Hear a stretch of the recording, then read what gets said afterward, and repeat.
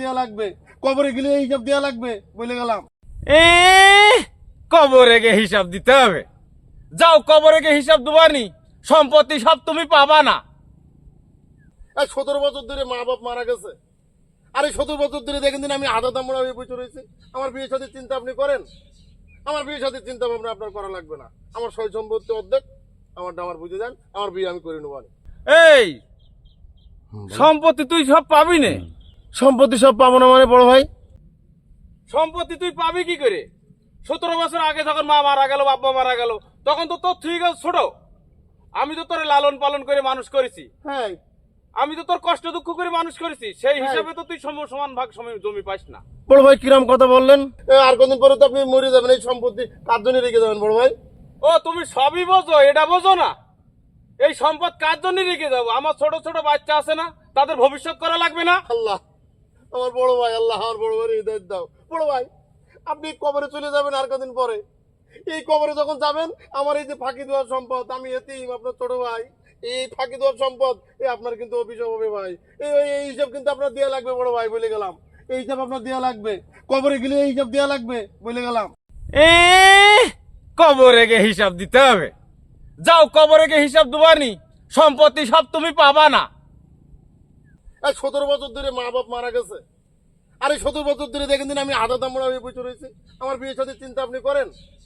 আমার বিয়ে সাথে চিন্তা ভাবনা আপনার করা লাগবে না। আমার সয় সম্পত্তি অর্ধেক, আমারটা আমার বুঝে যান, আমার বিয়ে আমি করে নেবো।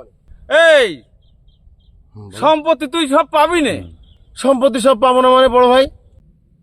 সম্পত্তি তুই পাবি কি করে? 17 বছর আগে যখন মা মারা গেল, বাবা মারা গেল, তখন তো তোর তুই ছোট।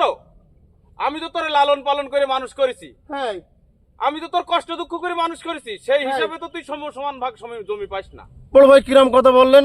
আর কদিন পরে তো আপনি মরে যাবেন, এই সম্পত্তি কার জন্য রেখে যাবেন বড় ভাই? ও তুমি সবই বোঝো, এটা বোঝো না?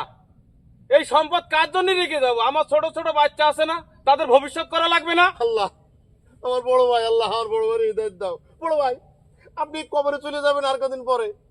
এই কবরে যখন যাবেন, আমার এই যে ফাঁকি দেওয়ার সম্পদ, আমি এতিম, আপনার ছোট ভাই, এই ফাঁকি দেওয়ার সম্পদ আপনার কিন্তু অভিশাপ হবে ভাই। এই হিসাব কিন্তু আপনার দেওয়া লাগবে বড় ভাই বলে গেলাম। এই হিসাব আপনার দেওয়া লাগবে, কবরে গেলে এই হিসাব দেওয়া লাগবে বলে গেলাম। এ কবরে গে হিসাব দিতে হবে। যাও কবরে গে হিসাব দেবানি, সম্পত্তি সব তুমি পাবা না। 17 বছর ধরে মা বাপ মারা গেছে, আর এই 17 বছর ধরে দেখেন দিন আমি আধা দামড়া হয়ে বসে রয়েছি। আমার বিয়ে সাথে চিন্তা আপনি করেন? আমার বিয়ে সাথে চিন্তা ভাবনা আপনার করা লাগবে না। আমার সয় সম্পত্তি অর্ধেক, আমারটা আমার বুঝে যান, আমার বিয়ে আমি করে নেবো। এই সম্পত্তি তুই সব পাবি নে। সম্পত্তি সব পাবো না মানে বড় ভাই? সম্পত্তি তুই পাবি কি করে? 17 বছর আগে যখন মা মারা গেল, বাবা মারা গেল, তখন তো তোর তুই ছোট। আমি তো তোর লালন পালন করে মানুষ করেছি। হ্যাঁ, আমি তো তোর কষ্ট দুঃখ করে মানুষ করেছি। সেই হিসাবে তো তুই সমান ভাগ জমি পাস না। বড় ভাই কিরম কথা বললেন? আর কদিন পরে তো আপনি মরে যাবেন, এই সম্পত্তি কার জন্য রেখে যাবেন বড় ভাই? ও তুমি সবই বোঝো, এটা বোঝো না?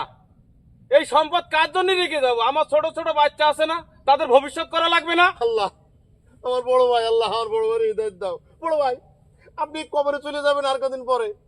এই কবরে যখন যাবেন, আমার এই যে ফাঁকি দেওয়ার সম্পদ, আমি এতিম, আপনার ছোট ভাই, এই ফাঁকি দেওয়ার সম্পদ আপনার কিন্তু অভিশাপ হবে ভাই। এই হিসাব কিন্তু আপনার দেওয়া লাগবে বড় ভাই বলে গেলাম। এই হিসাব আপনার